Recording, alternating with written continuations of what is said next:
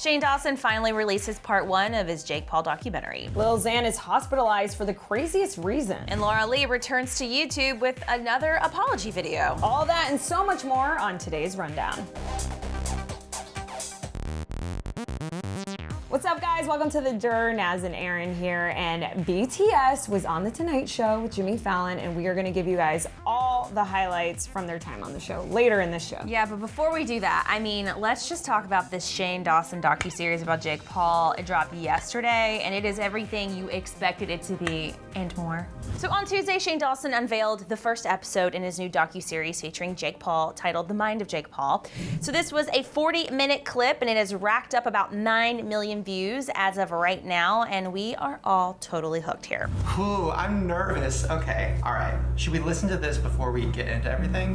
Like I'm putting a lot of like trust into you, and I think if like someone can, you know, do this and have it be fair, it's you, and I want to be like as truthful as possible. Shane starts the dramatic series by playing a voicemail from Jake, who is excited about the opportunity and promises to be truthful, but interestingly, Jake also warned Shane not to do this series, knowing that it could possibly hurt Shane's reputation. Shane, on the other hand, is very nervous the whole video. This all started back in July when a fan asked Shane if he would ever do a series about Jake Paul. Shane said that he would love to learn about the ins and outs of Jake's life. And then when Jake replied, "I'm down," the internet went crazy over the idea. So fans were kind of outraged at the idea of Shane giving Jake a bigger platform. The first part of this series dives into Jake's life from Shane's perspective and the internet's point of view, but it also takes kind of a serious turn. So Shane is determined to investigate if Jake is an actual sociopath or not. So Shane interviews fellow creator Inabber, who tells the story of how it all started for Jake, from creators paying to live in the Team 10 house to his various fame-seeking girlfriends faking an assault on an assistant and ending up on local news when his neighbors complained about him. So things started to turn for Jake when Team 10 members started leaving the house due to Jake's bullying. So the question really is this the real Jake Paul that we see? In the next part of the series, Shane is going to begin to interview those who have been close to Jake, that have been burned by him. So when the series dropped yesterday, Shane tweeted a note about it, citing that his intention is not to make anyone's lives harder. He knows a lot of people have been affected by Jake's actions, and he appreciates their willingness to talk to him. So just today, Jake Paul has released a video responding to Shane's first video, and in it he says, "I didn't have any influence at all. It's literally completely up to Shane," which is kind of scary. Also, interestingly, he said that he did not know what this series was going to be about before Shane released it. He said, "I needed to know what it was about because it could have just made me look like a dumb. Even though it's about this sociopath thing, I know I'm not a sociopath." Which I can't imagine being Jake Paul in this situation. One of the most hated people on the internet and in the world, honestly. I mean, even traditional media has just taken a hold of these stories and everyone hates him. So I can't imagine how vulnerable it must be to let someone into your life who is in a way going to expose you, especially considering you don't really have much say into how the story is being told, because an edit of a video, that video could have been edited 10 million different ways, and one of those millions of ways could have made you look really bad. But you know what? I do trust Shane. I feel like Shane does really try to give an honest, well-rounded perspective of the people that he does these docuseries on, and so, I don't know, I think we might end up having a soft spot for Jake Paul in this, which I never thought I'd say. Ever. Which also a lot of people are mad at Shane about, because a lot of people are saying, hey, we don't want to like Jake Paul. And hasn't Shane kind of taken a hit for doing this? So I would go as far to say that Shane is almost being vulnerable in giving Jake Paul this platform, because he's been getting a lot of backlash for that. I mean, it's basically journalism, though. I mean, it's not a personal choice that Shane's like making these videos telling everyone to go follow Jake Paul. I mean, I feel like if that was the case, I would understand that argument, but Jake is just like, hey, aren't you guys all curious? I want to kind of give you some insight that maybe you don't have. So don't be mad at Shane. The one question that I'm wondering is, that we were just talking about, is Logan going to show up in this video, or is there going to be a video all about Logan and the whole suicide victim thing? What they do talk about that incident in this first episode. vaguely. So I would imagine they're going to address it. I can't imagine doing 2 docuseries about Paul brothers. I just don't know if that's a healthy situation for Shane. So Right. I think 1 Paul brother documentary is enough for one person for a lifetime. All right, guys. Well, Lil Xan was hospitalized yesterday, and something tells us he's not going to be eating hot Cheetos anytime soon. The whole hospital saga started on Monday when Lil Xan showed a photo of his view from the back of an ambulance to his Instagram story. This obviously led a bunch of concern from his fans, and many started to speculate whether or not Lil Xan's trip to the hospital was drug related. Well, everyone can stop wondering now because Lil Xan just revealed that it was in fact flaming hot Cheetos that sent him to the hospital. After the scare, Lil Xan shared a video to his Instagram of himself showing off what appears to be a hospital bracelet, and he explained to fans why he was sporting the tag on his wrist. He alluded to the reason in his caption by saying, quote, "Just want to let everyone know that I'm good, healthier than I've ever been, and ready to kick off my 3rd tour in New York in a couple days. Also, be careful, hot Cheetos are one hell of a drug." And then in the video, he further explained how the hot cheesy snack sent him to the hospital.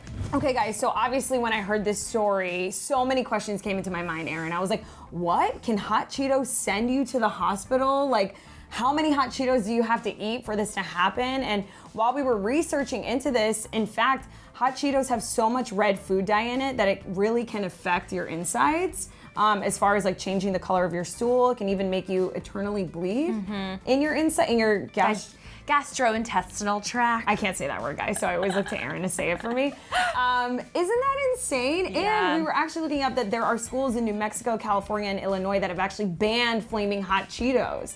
This is crazy. I never knew this. It's kind of heartbreaking though, isn't it? Because we've all had hot Cheetos, and I love hot Cheetos. But you never think, oh, these could hurt me. But Right. honestly, food that contains fake food coloring, it's just not good for you no matter how much you eat of it. Obviously, he must have been really, I'm not gonna say high, but hungry and really like binge eating these things probably in order to have to go to the hospital. Honestly, my grandmother ate popcorn, a lot of it, so much she had to go to the hospital. Really? Yeah, she had diverticulitis, so the like popcorn shells like cut up her gastrointestinal tract. OMG. So too much of anything is just not healthy, people. But how much did he have to eat to go to the hospital? And I bet you it differs depending on the person, depending on how strong your bowels Right. are.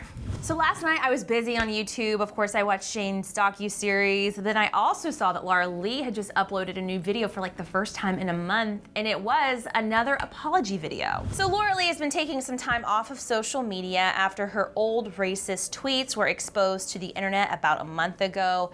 And while Laura did apologize in video form several days after that scandal broke, a lot of people called out her apology video for being insincere and simply saying sorry because she got caught. So she's since actually deleted that first apology video and now has posted another one to replace it. And this time around, she maintained her composure and owned up to her mistake. So in a video posted on Tuesday, she said, "I owe you guys a sincere apology. In that video, I come off more as a victim. I am not a victim in any way, form, or fashion in this situation." She continued, quote, "I take full responsibility for the things I retweeted and the things that I tweeted 6.5 years ago. I'm truly sorry. I've changed so much as a human being in the past 6.5 years. I've grown so much and gained so much knowledge and respect. I know that prejudice and stereotypes are not funny ever in any way, fashion, or form. I know it's nothing to joke about, and I understand that."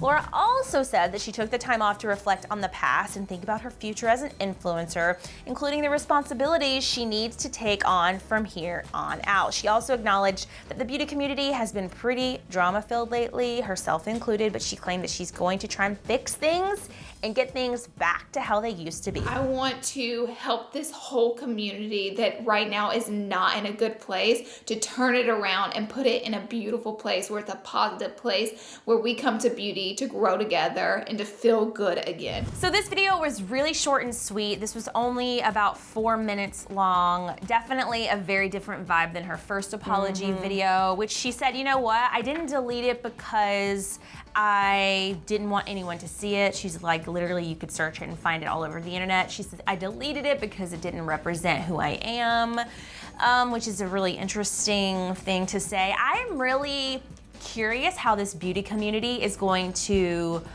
rebound, you know, because there's so many of them and they're all so interconnected with each other. Laura Lee and Manny MUA.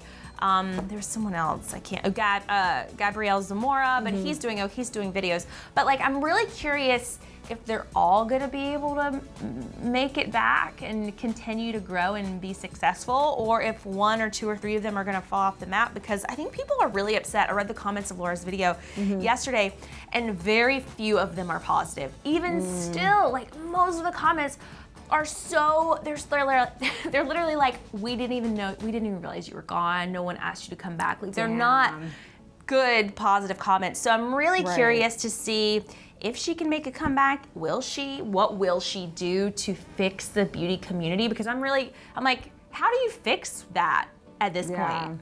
Well, I'm a believer of second chances, and I think if someone is sincere and apologetic, I know her first video didn't come off sincere, but if she's uploading another apology video and she's saying she wants to take responsibility as an influencer moving forward, I think it's okay to give someone the chance to prove it to us, right? Maybe we don't have to accept it right away if we feel very strongly about it, but I personally am like, okay, well, let's see, you know? Yeah, I mean, maybe she'll do something really interesting and change the internet's mind. All right, guys, well, BTS went on The Tonight Show with Jimmy Fallon, and let's just say that 90% of their interview was just the audience screaming, but we're not surprised. Drummer. Hey, Jimmy! Yeah! I'm Jimmy!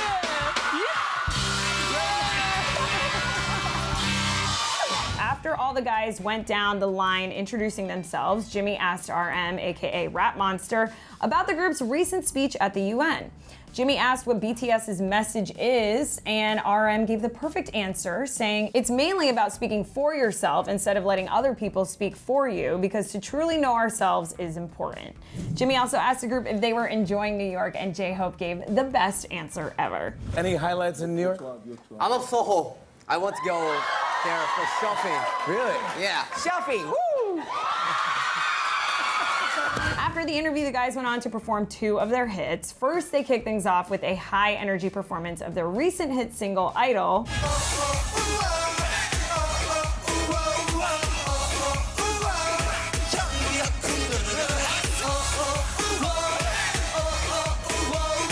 And anyone watching the show who had no idea who the guys were before the performance probably had their minds absolutely blown with these moves.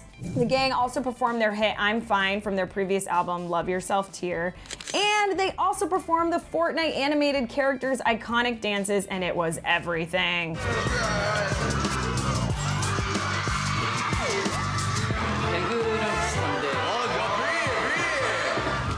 BTS is in America and like close to us, because I feel like when they do the talk show circuit, it's always so epic. Like when they went on Ellen, it was so epic, and I just love their performances, and these Fortnite character dances were everything, you guys. Do you think that the hype around them will fade anytime soon? I mean, I feel like they are such a powerhouse and such a force in pop music right now.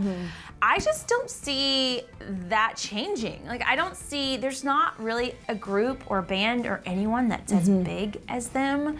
And I don't know if this might be the boy band, K-pop band of my generation. Yeah, you know? They definitely are. What I love about them is I feel like they are, for a lot of people, not everyone, because I know there are a lot of people out there that have been listening to K-pop for evs, but for mainstream, they really are the gateway K-pop group, right? Because now people are interested in other K-pop groups, so I feel like they really are paving the way for that music to enter America. I love that. Me too.